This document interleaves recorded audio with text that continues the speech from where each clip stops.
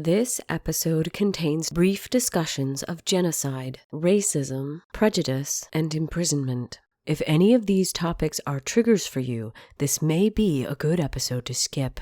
Also, apologies for mispronouncing any of the Polish words in this episode. I am not a speaker of Polish, and I did my best to research how to pronounce them, but they still might not be quite right. Special thanks to Anna, who helped me with the Polish pronunciations in this episode. I hope I did you proud.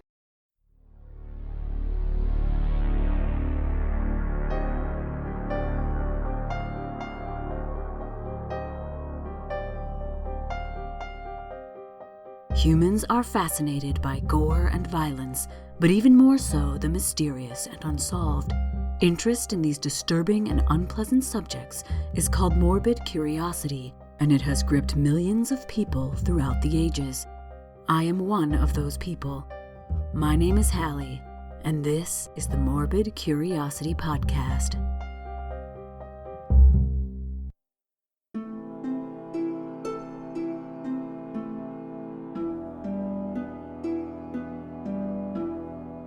The word disease has negative connotations. It's an old French word that combines des and ease. Des meaning a lack of, and ease meaning easy or convenient. It literally means not easy, not convenient. And anyone experiencing a disease, be it acute or chronic, knows how hard and inconvenient it is. But did you know that there are cases in history where a disease has helped people? Where people were protected by a shield of real or possible infection?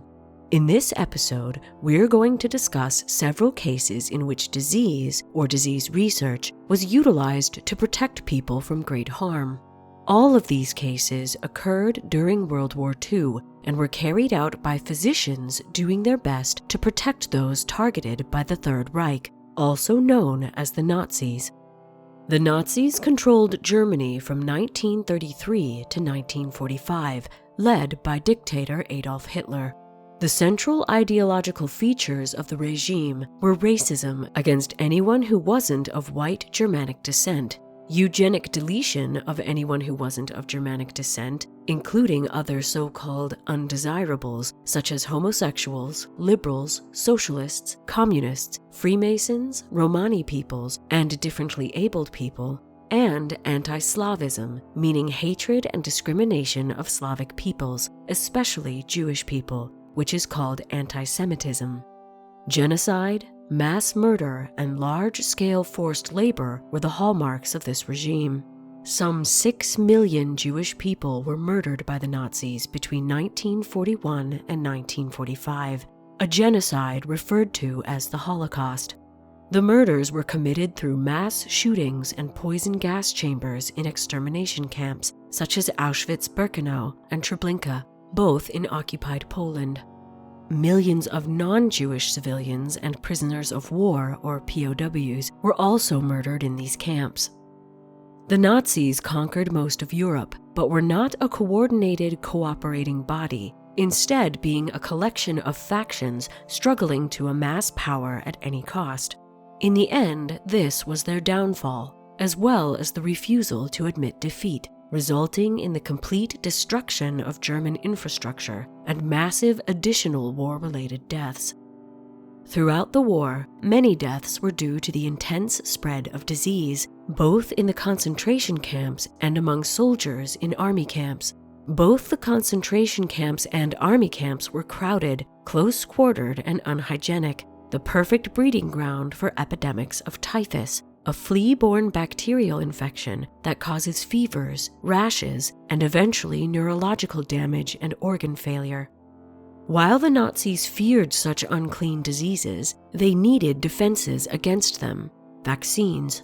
However, as they had few of their own intellectuals and physicians due to imprisoning or killing them for resisting the regime, they relied on forcing the physicians they conquered to produce them. All of the people I'm going to discuss in this episode come from this group. All of them found ways of defending themselves and others with disease. The first case I'm going to discuss of a disease defending people has been making the rounds in news outlets and on social media since the 1980s and blew up around 2006. During World War II, the Third Reich invaded many European nations. They occupied Poland from 1939 to 1945. On top of their well-known anti-Semitic beliefs, the Nazis also believed Polish people were subhuman and sent millions to forced labor camps. They destroyed entire communities, neighborhoods, and cities through restrictions, captivity, purposeful neglect, and violence.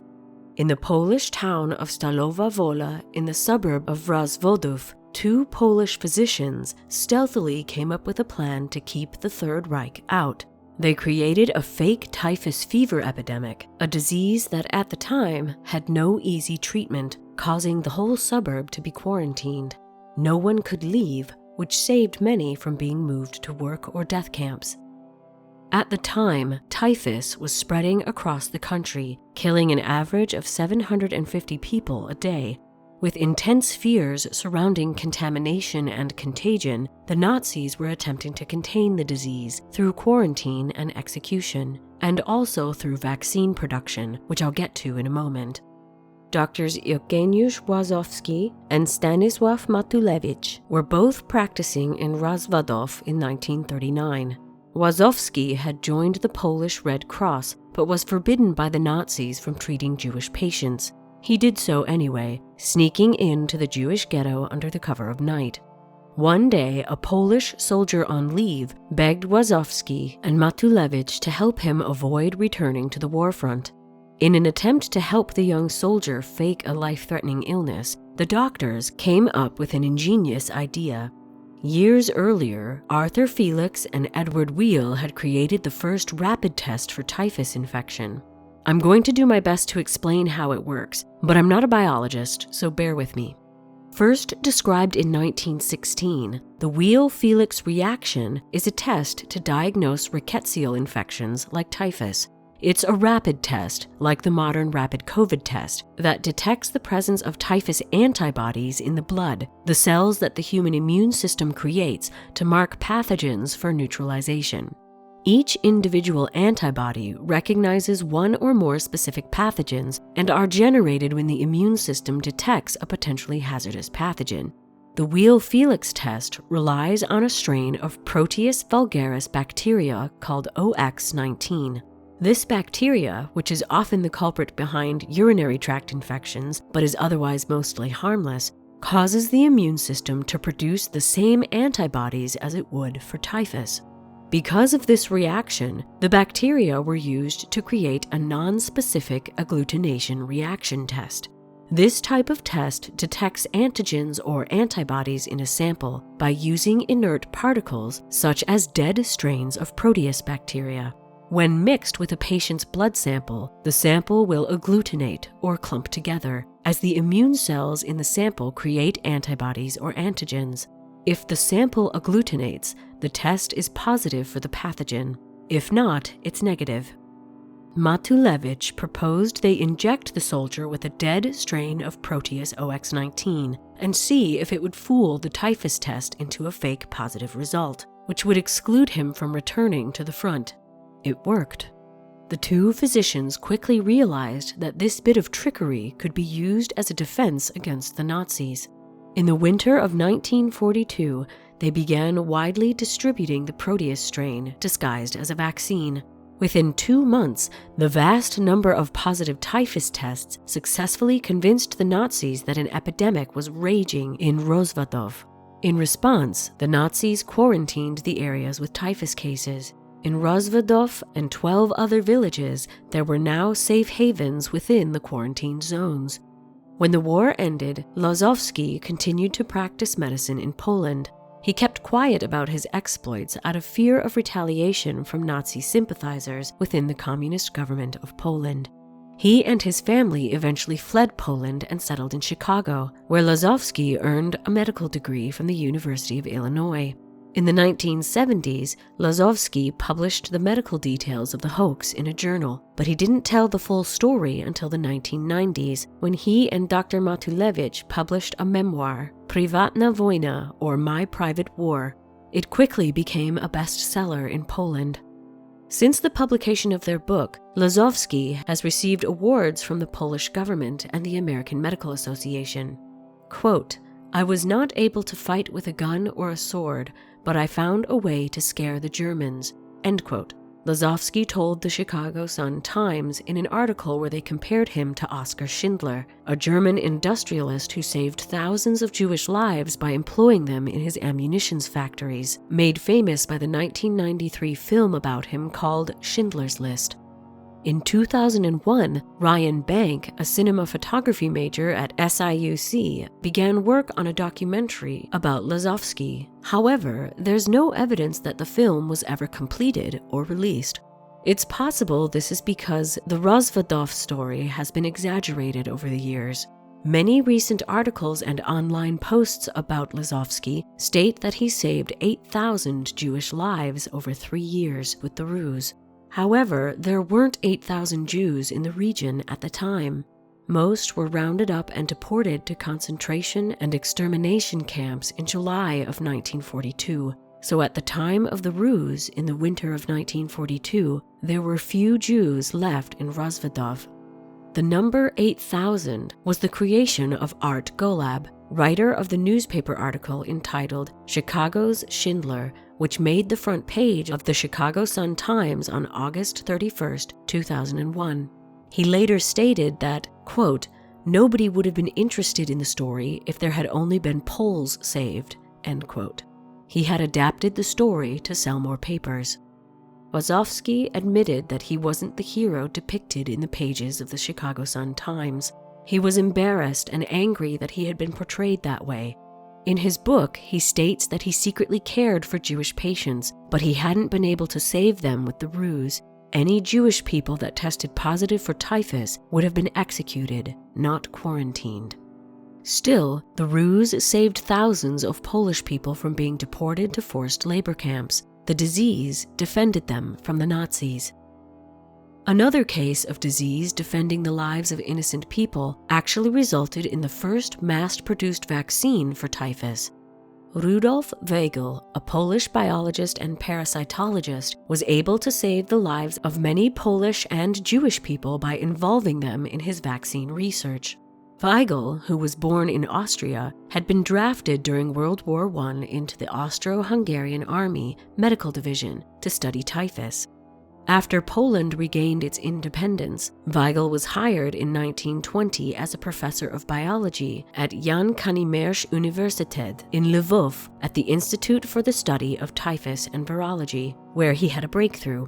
He developed a technique for producing a typhus vaccine, which involved growing lice, infecting them with the bacteria, then crushing them into a paste. He developed the first version of this vaccine in 1918 and began testing it on guinea pigs and then human volunteers. In 1930, Weigl began refining this technique. In 1933, he started large-scale experiments for cultivating the bacteria and using a micro-infection strategy on the lice. The method had 4 major steps: growing healthy lice for about 12 days, injecting them with typhus, growing them for 5 more days, then extracting the midgut of the lice and grinding them into a paste, which was then the vaccine. Growing lice meant feeding them blood. First, he tried using guinea pigs, but for the vaccine to be effective, human blood was required. Therefore, by 1933, Weigl was using human volunteers as louse feeders. The lice were allowed to feed on human legs through a fine screen. After the lice were infected with typhus, they still needed blood, which put the human feeders at risk of being infected as well. Weigl reduced this risk by vaccinating the louse feeders before any louse ever fed on them. This worked for the most part, although some of them, including Weigl himself, developed the disease. None of the lice feeders died, however. Weigl and his wife Zofia were among the earliest lice feeders. After the invasion of Poland by Nazi Germany and its allies in 1939, Weigl's research attracted the attention of the Nazis.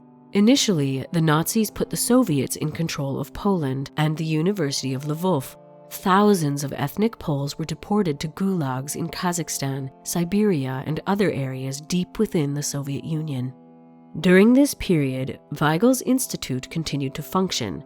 As the only creator of an effective typhus vaccine, Weigl carefully used his prestige to secure the release of several Polish would-be deportees, and managed to obtain permission for several who had already been exiled to return. He employed them at the institute as either nurses, interpreters, or louse feeders. The jobs protected them from persecution by Soviet authorities.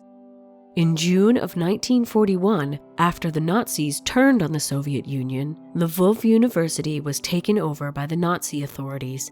Weigl's institute was allowed to carry on its research because, much like the Soviets, the Nazis were interested in the creation of a typhus vaccine for their soldiers, as typhus was still a huge problem in army camps as well as concentration camps.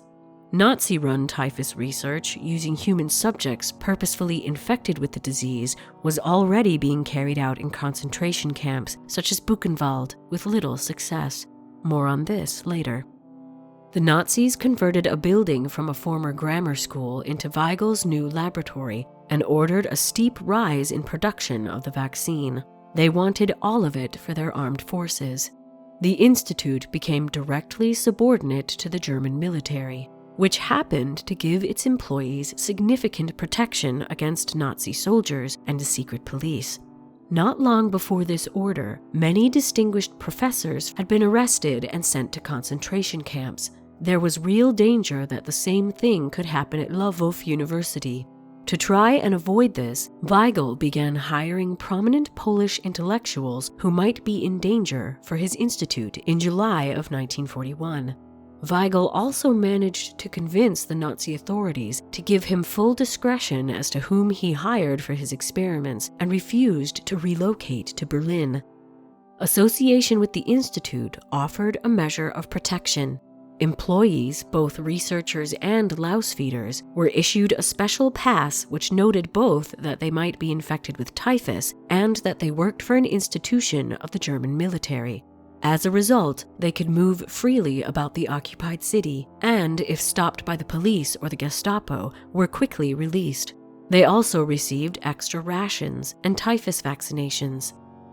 When the Nazis began the systematic murder of the Jewish population of Lvov, Weigl frantically began hiring as many Jewish people as he could. With numerous academics gathering in one place under the pretense of medical research, other underground activities also took place. The actual feeding only took about an hour a day, leaving plenty of time for other scientific discourse and conspiratorial activity.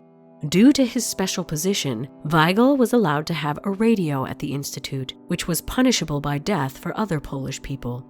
This radio was used to gather up-to-date news of the war that was otherwise censored by Nazi propaganda. Weigl soon began employing members of the Home Army, the Polish anti-Nazi resistance, providing them with protection and sufficient cover to carry out their underground activities. All of the vaccines produced by the institute during this time were supposed to go to the German army. However, a portion was smuggled out by the employees associated with the Home Army and shipped to partisan units of the Home Army, underground movements in the Lvov and Warsaw ghettos, and even into Auschwitz and Majdanek concentration camps. According to Władysław Szpilman, the Polish Jewish pianist and diarist made famous by the 2002 movie The Pianist, Weigl had become a symbol of hope in the Warsaw ghettos. After the Soviet Red Army, now on the sides of the Allies, recaptured Lvov in July of 1944 during Operation Tempest, Weigl's institute was disbanded. Weigl moved to central Poland, along with most other Polish inhabitants of Lvov. He continued his research in Krakow at Jagiellonian University. For a while, he was accused of being a Nazi collaborator by his peers, who knew nothing of his work during the war. Weigl died on the 11th of August, 1957. In total, about 4,000 people, louse feeders, technicians, and nurses were protected by Weigl's institute, of whom about 500 are known by name. A half-century after his death, Weigl's research, work, and service were made public. In 2003, he was honored as Righteous Among the Nations by Yad Vashem, Israel's official Holocaust remembrance institution. Before I discuss several other physicians who were able to protect people through their work with diseases, an ad must play. If you find these ads annoying, you can get ad-free episodes by becoming a patron on Patreon at the lowest tier, $2 a month. At higher tiers, you can also get outtakes, quizzes, my bibliography and resources, and a look behind the scenes. Patrons also help choose episode topics, enjoy early YouTube video releases, and many other extras. Remember, these episodes are all researched and performed by me. No AI is used in the process of creating any of them. Go to bit.ly/morbidpatron, that's bit.ly/morbidpatron, to sign up and support us. Every little bit helps. You'll have our eternal gratitude.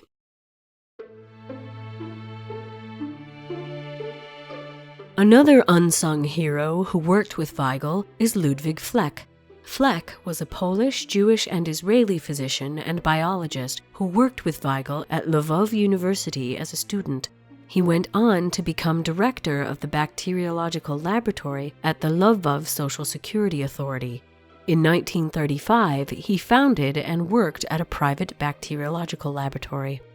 When the Nazis occupied Lvov, he and his family were sent to the city's ghetto, where he continued his research in a hospital there. He developed a new procedure for creating a typhus vaccine from the urine of infected patients.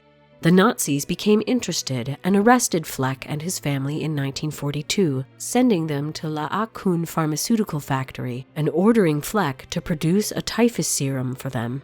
They were moved to Auschwitz on February 7, 1943, with orders for Fleck to work at the camp diagnosing and treating those with syphilis, typhus, and other diseases. He was moved again in December of 1943 to Buchenwald concentration camp, where he was ordered to produce a working typhus vaccine. At Buchenwald, Fleck worked with Marian Cieplowski, a Polish scientist who had been arrested by Gestapo on suspicion of being part of the Home Army.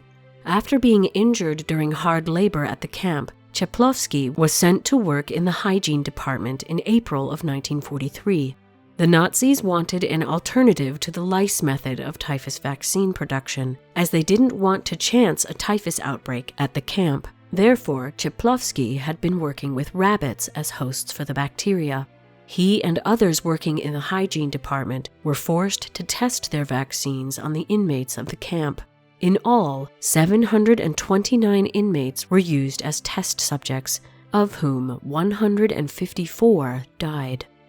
When Fleck arrived, he saw the flaws in the study and thought of a way to subvert the whole procedure to create two variants of a vaccine, one for the inmates, which was effective against the disease, and one for the Nazi troops, which was completely ineffective.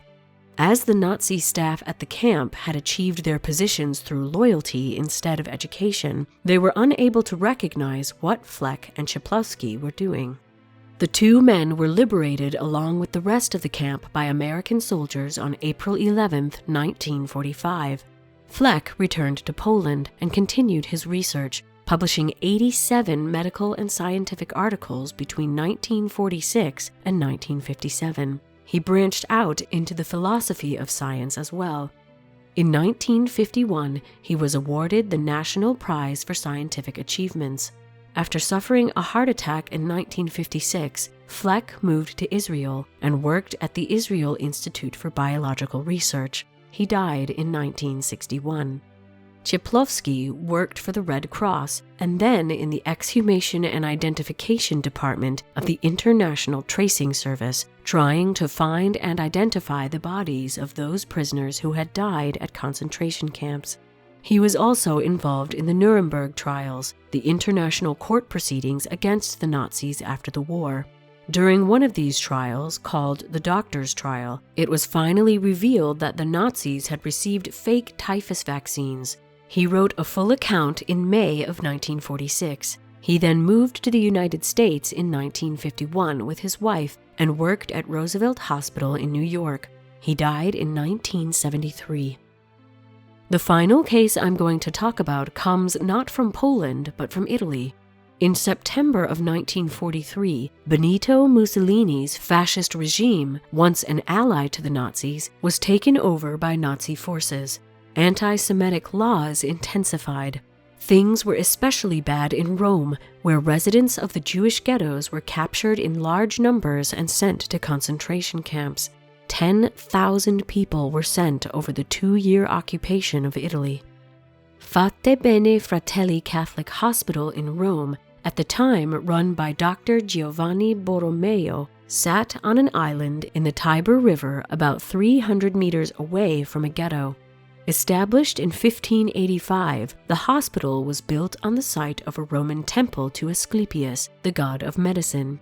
It was known as a haven for the poor and less fortunate who needed medical care.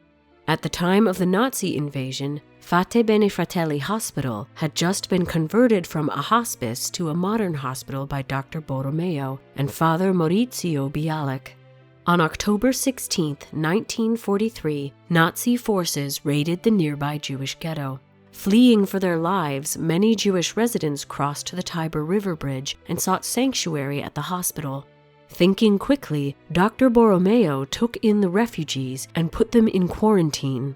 Like Wozowski, Dr. Borromeo and the hospital staff knew that the Nazis were terrified of infectious disease. They needed a good medical disguise for the Jewish refugees. One of the physicians, a Jewish man named Dr. Vittorio Sacerdoti, who was secretly employed there under false papers, came up with the name Il Morbo di Kappa, or Syndrome K. The idea was that the Nazis would assume the K stood for Koch's disease, another name for tuberculosis, which was running rampant at the time. In reality, the name was inspired by two of the worst perpetrators of violence against the Roman Jews, SS military commander in Rome, Albert Kesselring, and the head of the Nazi police in Rome, Herbert Kappler. From then on, the label Syndrome K was put on the medical charts of the Jewish refugees. The physicians knew that the symptoms of Syndrome K needed to be intimidating to keep the Nazis at bay. The list of symptoms that they attributed to Syndrome K were terrifying, ranging from a terrible cough to paralysis, dementia, and death by asphyxiation. The refugees were told to cough deeply, act lethargic, and breathe heavily if any Nazi inspectors came to investigate the hospital. Rooms holding Syndrome K sufferers were officially designated as dangerously infectious, dissuading Nazi inspectors from entering at all. In the beginning, Fate Bene Fratelli Hospital didn't draw much attention from the Nazis. The plan was working. To aid more Jewish patients, Dr. Sacerdoti asked if they could start secretly transferring patients from the Jewish hospital to Fate Bene Fratelli. Dr. Borromeo and Father Bialik agreed, and he slowly began to transfer the Jewish patients over. With a constant influx of refugees, the hospital was in danger of running out of space in their Syndrome K quarantine. To combat this, the staff worked together to move refugees to safer locations, hopefully out of reach until the end of the war. When one of these safer locations was found, a fake death certificate was issued, with the cause of death being Syndrome K. This further perpetuated the ruse.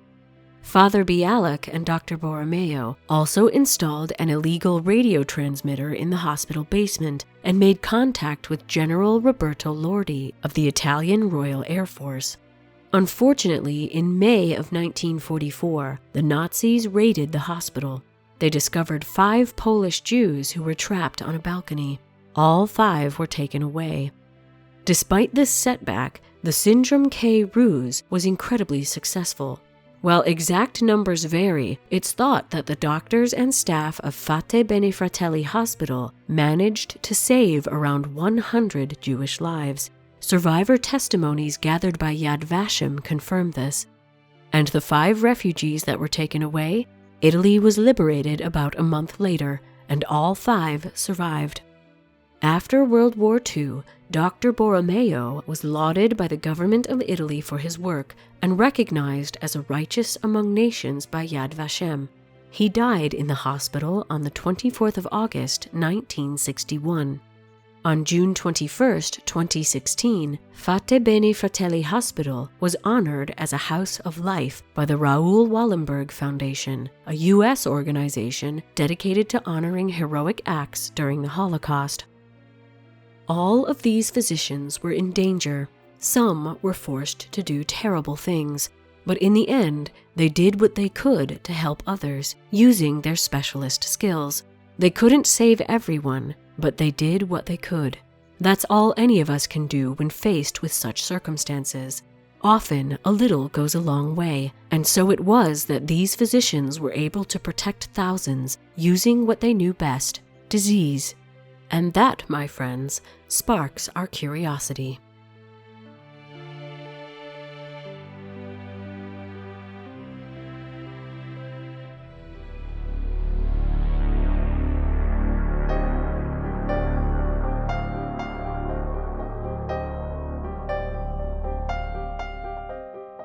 The Morbid Curiosity podcast is produced by H. Lloyd. If you'd like to get in touch or suggest a morbid topic, you can do so on Facebook and Instagram at Morbid Curiosity Podcast or on our website, www.morbidcuriositypodcast.com. If you like the podcast, please share it with your friends and give us a rating on whatever podcast app you use. This helps the MCP reach new listeners and expand this wonderfully creepy community. Thank you to everyone who has already done so. Because of you, the listeners, our creepy community is growing strong. The MCP has joined the Straight Up Strange podcast network, which hosts true crime, paranormal, history, science, folklore, and other enigmatic podcasts. Nothing is off limits when you enter the world of Straight Up Strange. The MCP is also part of the Belfry Podcast Network, a haven for goth culture featuring podcasts, blogs, and videos, all catering to the darker side of life. If you'd like to support the MCP but would rather not become a patron, you can give one-time donations on our website and our Ko-fi page. Also on our website are links to all our social media, a full list of episodes, links to our merch, and our mailing list. We also have an Amazon wish list at bit.ly/morbidwishlist. That's bit.ly/morbidwishlist. Any purchases from this list are greatly appreciated. We are eternally grateful for your support. My name is Hallie, and until next time, thanks for listening.